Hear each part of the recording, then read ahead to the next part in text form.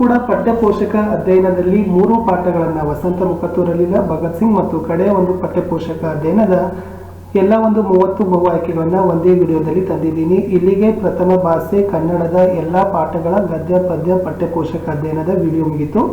ವ್ಯಾಕರಣದ ಮುಗಿತು. ಹೋಪ್ ನಾಳೆಯಿಂದ ನಾವು 200 ಕ್ವಶನ್ಸ್ಗಳನ್ನು ಹಾಕಲಿಕ್ಕೆ ಪ್ರಯತ್ನವನ್ನು ಮಾಡ್ತಾ ಇದ್ದೀವಿ. ತಾವು ಹೊಸಬರಾಗಿದ್ದರೆ ದಯಮಾಡಿ ನಮ್ಮ ಚಾನಲ್ ಸ್ಟಡಿ ವಿತ್ ಪರಶುರಾಮ್ ಹಾಗೂ ಸ್ಮಾರ್ಟ್ ವರ್ಕ್ಗಳನ್ನ ಸಬ್ಸ್ಕ್ರೈಬ್ ಮಾಡಿ, ಬೆಲ್ ಐಕಾನ್ ಅನ್ನು ಒತ್ತಿ ಹಾಗೂ ನಮ್ಮ ಟೆಲಿಗ್ರಾಮ್ ಗ್ರೂಪ್ಗೆ ಬಂದು ಸೇರಿಕೊಳ್ಳಿ ಅಂತ ಹೇಳ್ತಾ, ಇವತ್ತು ವಸಂತ ಮುಖ ತೋರಲಿಲ್ಲ ಅಂತಕ್ಕಂಥ ಮೊದಲಿಗ ಇದರ ಒಂದು 10 ಬಹು ಆಯ್ಕೆ ಪ್ರಶ್ನೆಗಳನ್ನು ನೋಡೋಣ. ಒಡೆಯನ ಅಂಗಳದಲ್ಲಿ ಮೈತುಂಬಿ ನಿಂತ ಮರಗಳು ಅಂತ ಕೇಳಿದ್ದಾರೆ. ಸರಿಯಾದ ಉತ್ತರ ಇತ್ತು ಹಲಸಿನ ಮರಗಳು ಅಂತಕ್ಕಂಥದ್ದು. ಪ್ರಶ್ನೆ 2, ಕಡಲುಕ್ಕಿ ಹರಿದರೆ ಇದಕ್ಕೆ ಸಂಭ್ರಮ ಅಂತ ಕೇಳಿದ್ದಾರೆ. ಕಡಲುಕ್ಕಿ ಹರಿದರೆ ಅದಕ್ಕೆ ಇಳೆಗೆ ಸಂಭ್ರಮ ಅಂತಕ್ಕಂಥದ್ದು ಸರಿ ಉತ್ತರ. ಪ್ರಶ್ನೆ 3, ಹಾಲುಗಲ್ಲದ ಹಸುಳೆ ಮಾಡುತ್ತಿರುವ ಕೆಲಸ. ಹಾಲುಗಲ್ಲದ ಹಸುಳೆ ಆಕೆ ಮುಸುರೆಯನ್ನು ತಿಕ್ಕುತ್ತಿದ್ದಾಳೆ ಅಂತಕ್ಕಂಥದ್ದು ಸರಿ ಉತ್ತರ. ಪ್ರಶ್ನೆ 4, ಮುಗುಳು ನಗೆ ಇದರಲ್ಲಿ ಕಾಣುತ್ತಿದೆ. ಸರಿಯಾಗಿರ್ತಕ್ಕಂಥ ಉತ್ತರ ಇತ್ತು ಆಯ್ಕೆ ಬಿ, ಮಲ್ಲಿಗೆಯ ಹೂವಲ್ಲಿ ಮುಗುಳು ನಗೆ ಕಾಣುತ್ತಿತ್ತು. ಪ್ರಶ್ನೆ 5, ಪುಟ್ಟಿ ಮೂಕ ವಿಸ್ಮಿತಳಾದದ್ದು ಇದನ್ನು ಕಂಡಾಗ. ಸರಿಯಾದ ಉತ್ತರ ಇತ್ತು ಹೊಳೆವ ರಂಗೋಲಿ. ಹೊಳೆವ ರಂಗೋಲಿ ಕಂಡು ಪುಟ್ಟಿ ಮೂಕ ವಿಸ್ಮಿತಳಾಗಿದ್ದಳು. ಪ್ರಶ್ನೆ 6, ಗುಡಿಸಲಿನಲ್ಲಿ ಗೂರುತ್ತ ಮಲಗಿದ್ದವರು ಅಂತ ಇದೆ. ಗುಡಿಸಲಿನಲ್ಲಿ ಗೂರುತ್ತ ಮಲಗಿದ್ದವರು ಪುಟ್ಟ ಪೋರಿಯ ಅಮ್ಮ ಅಂತಕ್ಕಂಥದ್ದು ಸರಿಯಾದ ಉತ್ತರ ಇತ್ತು. ಇನ್ನು ಮುಂದಿನ ಪ್ರಶ್ನೆಗೆ ಹೋಗೋಣ. ಪ್ರಶ್ನೆ ಸಂಖ್ಯೆ 7, ಗೋಡೆಗಳು ಮುಖ ಮುಚ್ಚಿಕೊಂಡಿರಲು ಕಾರಣ ಇದೆ. ಗೋಡೆಗಳು ಮುಖ ಮುಚ್ಚಿಕೊಂಡಿರಲು ಕಾರಣ ಸುಣ್ಣ ಕಾಣದೆ ಅಂತಕ್ಕಂಥದ್ದು ಸರಿ ಉತ್ತರ. ಪ್ರಶ್ನೆ 8, ಕತ್ತಲೆ ಗವ್ಯೆನ್ನುವ ಗುಡಿಸಲೊಳಗೆ ಬರಲು ಹೆದರಿದವನು. ಸರಿಯಾದ ಉತ್ತರ ಇತ್ತು ವಸಂತ. ಪ್ರಶ್ನೆ 9 ಇದೆ, ವಸಂತ ಮುಖ ತೋರದಿದ್ದುದು ಇವರಿಗೆ ಅಂತ ಇದೆ. ಸರಿಯಾದ ಉತ್ತರ ಇತ್ತು ಇವರೆಲ್ಲರಿಗೂ, ಅಂದ್ರೆ ಕಮ್ಮಾರನಿಗೆ, ಕುಂಬಾರನಿಗೆ, ನೇಕಾರನಿಗೆ ವಸಂತ ಮುಖ ತೋರದಿದ್ದುದು. ಪ್ರಶ್ನೆ 10, ಪುಟ್ಟಿ ಪ್ರಶ್ನಿಸಿಕೊಳ್ಳುತ್ತಿರುವ ರೀತಿ ಇದೆ ಅಂತ ಇದೆ. ಸರಿಯಾದ ಉತ್ತರ ಇತ್ತು ಆಯ್ಕೆ ಸಿ. ಮತ್ತೆ ಮತ್ತೆ ನೆಲವ ತಟ್ಟುವ ಮೂಲಕ ಅಂತಕ್ಕಂಥದ್ದಿದೆ ನೋಡಿ. ಇದು ಪುಟ್ಟಿ ಪ್ರಶ್ನಿಸಿಕೊಳ್ಳುತ್ತಿರುವ ರೀತಿ ಇದು. ಇಲ್ಲಿಯವರೆಗೆ ನಾವೇನ್ ಮಾಡಿವಿ, ವಸಂತ ಮುಖ ತೋರಲಿಲ್ಲ ಅಂತಕ್ಕಂಥ ಪಠ್ಯಪೋಷಕ ಅಧ್ಯಯನದ ಒಟ್ಟು 10 ಬಹು ಆಯ್ಕೆ ಪ್ರಶ್ನೆಗಳನ್ನ ನೋಡಿದ್ದೀವಿ. ಇನ್ನು ಮುಂದಿನ ಒಂದು ಪಠ್ಯಪೋಷಕ ಅಧ್ಯಯನಕ್ಕೆ ಹೋಗೋಣ. ಅದು ಇತ್ತು ಭಗತ್ ಸಿಂಗ್ ಅಂತಕ್ಕಂಥದ್ದು. ಈ ಪಠ್ಯಪೋಷಕ ಅಧ್ಯಯನವನ್ನು ಬರೆದಿರ್ತಕ್ಕಂಥವ್ರು ಜಿ ರಾಮಕೃಷ್ಣ ಅಂತ. ಹತ್ರದಲ್ಲಿರ್ತಕ್ಕಂಥ ಕೀ ಉತ್ತರಗಳನ್ನ ನೋಡೋಣ. ಪ್ರಶ್ನೆ 1, ಜಲಿಯನ್ ವಾಲಾಬಾಗ್ನಲ್ಲಿ ಮೂಕನಂತೆ ಅಲಿಯುತ್ತಿದ್ದ ಬಾಲಕ. ಸರಿಯಾದ ಉತ್ತರ ಇತ್ತು ಭಗತ್ ಸಿಂಗ್. ಪ್ರಶ್ನೆ 2, ಅಮೃತಸರಕ್ಕೆ ಬಂದಿದ್ದ ಬಾಲಕ ಭಗತ್ ಸಿಂಗನ ಕೈಯಲ್ಲಿ ಏನಿದ್ದವು ಅಂತ ಇದೆ. ಎರಡನೇ ಪ್ರಶ್ನೆ ಉತ್ತರ ಆಯ್ಕೆ ಬಿ ಇದೆ, ಪುಸ್ತಕಗಳು ಮತ್ತು ಪುಟ್ಟ ಡಬ್ಬಿ ಇದ್ದ ಕೈಚೀಲ. ಸರಿ ಉತ್ತರ. ಪ್ರಶ್ನೆ 3, ಭಗತ್ ಸಿಂಗ್ ಜಲಿಯನ್ ವಾಲಾಬಾಗ್ನಲ್ಲಿ ಹಣೆಗೆ ಇಟ್ಟುಕೊಂಡದ್ದು ಅಂತ ಇದೆ. ಸರಿಯಾದ ಉತ್ತರ ಮಣ್ಣು. ಪ್ರಶ್ನೆ 4, ಜಲಿಯನ್ ವಾಲಾಬಾಗ್ನಿಂದ ಭಗತ್ ಸಿಂಗ್ ಡಬ್ಬಿಯಲ್ಲಿ ಸೇಕರಿಸಿಕೊಂಡು ಬಂದಿದ್ದು. ಸರಿಯಾದ ಉತ್ತರ ಇತ್ತು ರಕ್ತ ಸಿಕ್ತ ಮಣ್ಣು. ಪ್ರಶ್ನೆ 5, ಬಾಲಕ ಭಗತ್ ಸಿಂಗ್ ತನ್ನ ಸಹೋದರರಿಗೆ ತೋರಿಸಿದ ಮಣ್ಣು ಹೇಗಿತ್ತು. ಸರಿಯಾದ ಉತ್ತರ ಅದು ರಕ್ತದಲ್ಲಿ ಕಲಿಸಿದಂತಿತ್ತು. ಪ್ರಶ್ನೆ 6, ಭಗತ್ ಸಿಂಗ್ ಮಣ್ಣು ಯಾವುದರ ಪ್ರತೀಕ ಎಂದು ತೋರಿಸಿದನು. ಸರಿಯಾದ ಉತ್ತರ ಇತ್ತು ಅದು ತ್ಯಾಗದ ಪ್ರತೀಕ ಅಂತ ತೋರಿಸ್ತಾನೆ ಭಗತ್ ಸಿಂಗ್ ಮಣ್ಣನ್ನ. ಪ್ರಶ್ನೆ 7, ಜಲಿಯನ್ ವಾಲಾಬಾಗ್ ಹತ್ಯಾಕಾಂಡ ನಡೆದದ್ದು. ಜಲಿಯನ್ ವಾಲಾಬಾಗ್ ಹತ್ಯಾಕಾಂಡ ಅದು ಏಪ್ರಿಲ್ 13, 1919 ನಡೆದಿತ್ತು. ಪ್ರಶ್ನೆ 8, ಜಲಿಯನ್ ವಾಲಾಬಾಗ್ ಹತ್ಯಾಕಾಂಡಕ್ಕೆ ಕಾರಣವಾದ ಬ್ರಿಟಿಷ್ ಅಧಿಕಾರಿ ಕೇಳಿದ್ದಾರೆ. 8ರ ಸರಿಯಾದ ಉತ್ತರ ಇತ್ತು ಜನರಲ್ ಡಯರ್.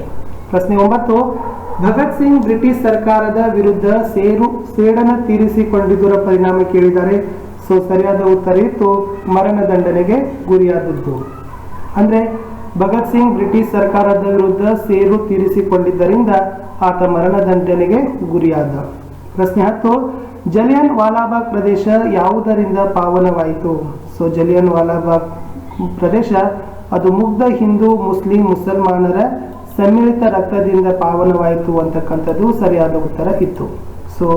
ವಿದ್ಯಾರ್ಥಿಗಳೇ, ಇಲ್ಲಿಯವರೆಗೆ ನಾವೇನ್ ಮಾಡಿವಪ್ಪ ಅಂತಂದ್ರೆ ಈ ಭಗತ್ ಸಿಂಗ್ ಅಂತಕ್ಕಂಥ ಪಠ್ಯಪೋಷಕ ಅಧ್ಯಯನದ 10 ಪ್ರಶ್ನೆಗಳನ್ನ ನೋಡ್ಕೊಂಡು ಬಂದಿವಿ. ಇನ್ನು ಮುಂದಿನ ಹೋಗೋಣ. ಲಾಸ್ಟ್ ಇರ್ತಕ್ಕಂಥದ್ದು ಜನಪದ ಒಗಟುಗಳು ಅಂತಕ್ಕಂಥದ್ದು ಒಂದು ಪಠ್ಯಪೋಷಕ ಅಧ್ಯಯನದ 10 ಪ್ರಶ್ನೆಗಳನ್ನ ನೋಡೋಣ. ಸೊ ಇದು ಕೂಡ ಬಹಳಷ್ಟು ಇಂಪಾರ್ಟೆಂಟ್ ಆಗಿರ್ತಕ್ಕಂಥ ಪ್ರಶ್ನೆಗಳನ್ನೇ ತಂದಿದ್ದೀನಿ.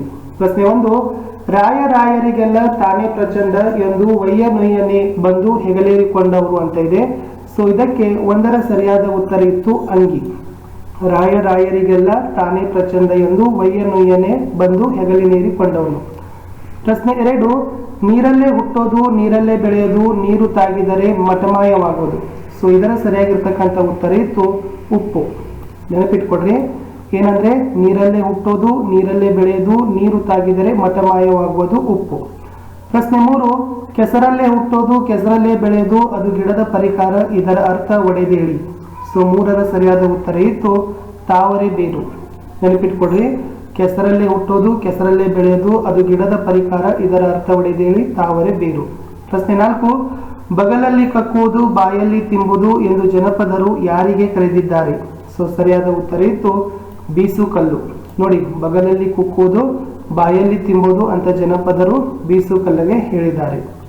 ಪ್ರಶ್ನೆ 5, ಗರಿಕೆ ಹುಲ್ಲು ಯಾರನ್ನು ನೋಡಿ ನಗುವುದು. ಸೊ ಗರಿಕೆ ಹುಲ್ಲು ಉಳುವವನನ್ನು ನೋಡಿ ಏನ್ ಮಾಡ್ತದಪ್ಪ ಅಂದ್ರೆ ನಗ್ತದ ಗರಿಕೆಯ ಹುಲ್ಲು. ಪ್ರಶ್ನೆ 6, ಹೋಗೋರು ಮುಂಜರಗ ಹಿಡಿಯುವ ಉತ್ತರಾಣಿ ಗಿಡ ಹುಟ್ಟುವುದು. ಬದುವಿನಲ್ಲಿ, ಕೆಸರಿನಲ್ಲಿ, ಹೊಲದಲ್ಲಿ, ನೀರಿನಲ್ಲಿ. ಸರಿಯಾದ ಉತ್ತರ ಇತ್ತು ಹೋಗೋರ ಮುಂಜರಗ ಹಿಡಿಯುವ ಉತ್ತರಾಣಿ ಗಿಡ ಹುಟ್ಟೋದು ಬದುವಿನಲ್ಲಿ. ಪ್ರಶ್ನೆ 7, ಇವುಗಳಲ್ಲಿ ತಪ್ಪಾದ ಉತ್ತರವನ್ನು ಗುರುತಿಸಬೇಕಾಗಿದೆ. ಕೆಸರು ತಾವರೆ ಬೇರು, ನೀರು ಬೀಸು ಕಲ್ಲು, ಬದುವು ಉತ್ತರಾಣಿ ಗಿಡ, ಹೊಲ ಗರಿಕೆ ಹುಲ್ಲು. ಸರಿಯಾದ ಉತ್ತರ ಇತ್ತು ನೀರು ಬೀಸು ಕಲ್ಲು ಅಂತಕ್ಕಂಥದ್ದು. ಪ್ರಶ್ನೆ 8, ಸರಿಯಾದ ಉತ್ತರವನ್ನು ಇಲ್ಲಿನೂ ಕೂಡ ಗುರುತಿಸಬೇಕು. ರಾಯರಿಗೆ ಪ್ರಚಂಡ ಅಂಗಿ, ನೀರು ತಾಕಿದರೆ ಮಟಮಾಯ ಉಪ್ಪು, ಮುಂಜರಗು ಹಿಡಿಯೋದು ಅನ್ನೋದು ಉತ್ತರಾಣಿ ಗಿಡ. ಡಿ ಎಲ್ಲವೂ ಸರಿಯಾಗಿದೆ. ಸೊ 8ರ ಸರಿಯಾಗಿರ್ತಕ್ಕಂಥ ಉತ್ತರ ಇತ್ತು. ಇವೆಲ್ಲವುಗಳು ಕೂಡ ಸರಿಯಾಗಿ ಇದ್ದಾವೆ. ನೆನಪಿಟ್ಕೊಡ್ರಿ,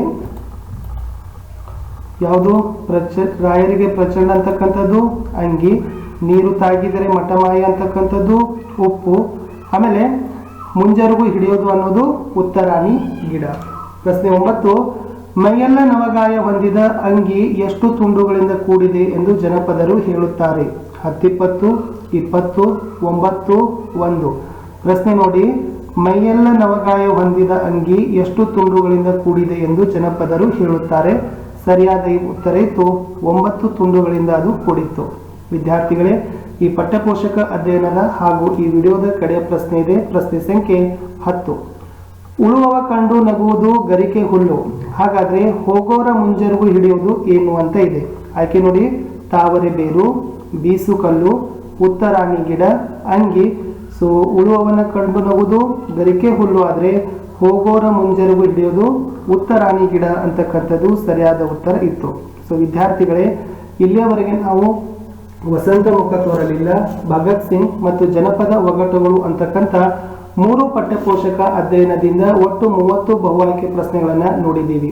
ಈ ಎಲ್ಲಾ ಬಹು ಆಯ್ಕೆ ಪ್ರಶ್ನೆಗಳು ತುಂಬಾನೇ ಇಂಪಾರ್ಟೆಂಟ್ ಆಗಿದ್ದಾವೆ ನಿಮ್ಮ ಪರೀಕ್ಷಾ ದೃಷ್ಟಿಯಿಂದ. ಸೊ ಇವುಗಳನ್ನು ಒಂದು ಸಾರಿ ನೋಡಿದ್ರೆ ಈ ಪಾಠದಿಂದ ಬರ್ತಕ್ಕಂಥ ತಲಾ ಒಂದೊಂದು ಅಂಕ, 3 ಅಥವಾ 2 ಅಂಕಗಳಿಗೆ ಪ್ರಶ್ನೆಗಳು ಬರ್ತವೆ. ಅವುಗಳನ್ನು ಖಂಡಿತವಾಗಿ ನೀವೇನ್ ಮಾಡ್ತೀರಪ್ಪ ಅಂದ್ರೆ ಅಂಕಗಳನ್ನ ಗಳಿಸ್ತೀರಿ ಅಂತಕ್ಕಂಥದ್ದು ನಮ್ಮ ಒಂದು ಉದ್ದೇಶ.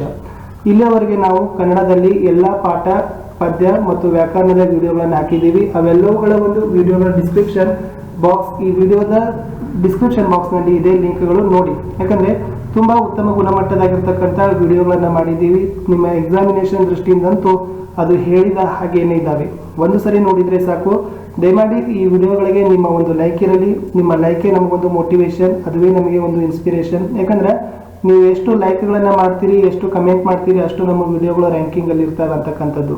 ಸೊ ನಿಮ್ಮ ಸಬ್ಸ್ಕ್ರಿಪ್ಷನ್ಗಳು ಕೂಡ ನಮಗೆ ಇಂಪಾರ್ಟೆಂಟ್ ಇದ್ದಾವೆ. ಹೋಪ್ ನಿಮ್ಗೆಲ್ಲರೂ ಕೂಡ ನಮ್ಮ ವಿಡಿಯೋಗಳು ಇಷ್ಟವಾಗಿದ್ದಾವೆ ಅಂತ ಅನ್ಕೊಂಡಿವಿ. ನಾಟ್ ಓನ್ಲಿ ಕನ್ನಡ, ಸೊ ನಾವುಗಳು ಗಣಿತ ಒಂದು ಬಿಟ್ಟು ಎಲ್ಲ ವಿಷಯದ ವಿಡಿಯೋಗಳನ್ನು ಸಹಿತ ನಾವೇನು ಮಾಡ್ತಾ ಇದ್ದೀವಿ, ಹಂತ ಹಂತವಾಗಿ ಅಪ್ಲೋಡನ್ನು ಮಾಡ್ತಾ ಇದ್ದೀವಿ. ಸೊ ಇನ್ನು ಮುಂದಿನ ಭಾಗದಲ್ಲಿ 50 ಕನ್ನಡದ ಟಾಪ್ ಕ್ವಶನ್ಸ್ಗಳನ್ನ ಇರ್ತವೆ. ಸೊ ಬಹಳ ಇಂಪಾರ್ಟೆಂಟ್ ಆಗಿರ್ತಕ್ಕಂಥದ್ದು. ಸೊ ನೀವುಗಳು ಕೂಡ ವಿಡಿಯೋವನ್ನು ನೋಡಿ ನಿಮ್ಮ ಫ್ರೆಂಡ್ಸ್ ಸರ್ಕಲ್ಗಳಿಗೂ ಕೂಡ ಶೇರ್ ಮಾಡಲು ಮರೆಯದಿರಿ. ಮತ್ತೆ ಸಿಗುವ ಮುಂದಿನ ವಿಡಿಯೋದಲ್ಲಿ. Thank you.